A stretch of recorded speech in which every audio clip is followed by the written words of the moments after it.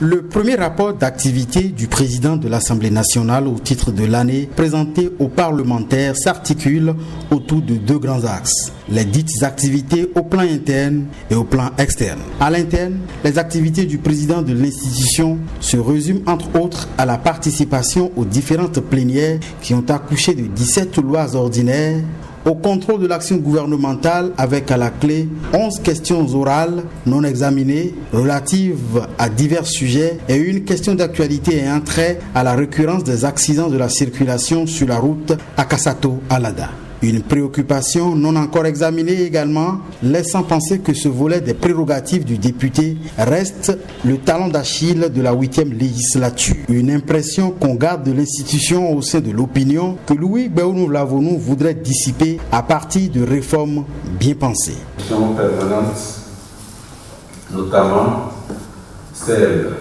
des finances et des échanges, dont le contrôle des entreprises fait partie de leur mission, nous aidera à aller plus loin. Une feuille de route a été déjà élaborée par cette commission et qui est en étude au niveau du bureau.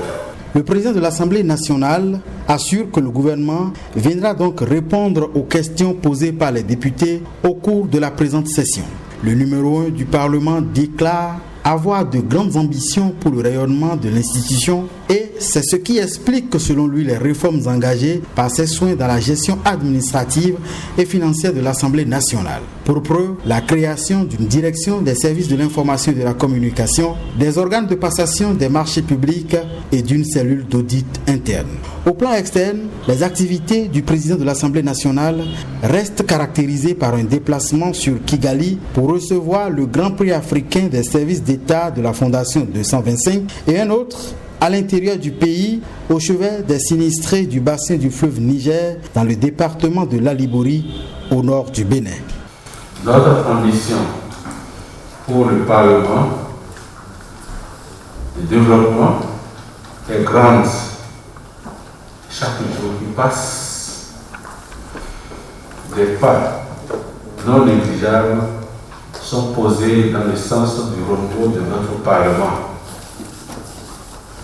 Il ne serait pas exagéré d'affirmer que la mission a été bonne, même s'il reste encore beaucoup à faire.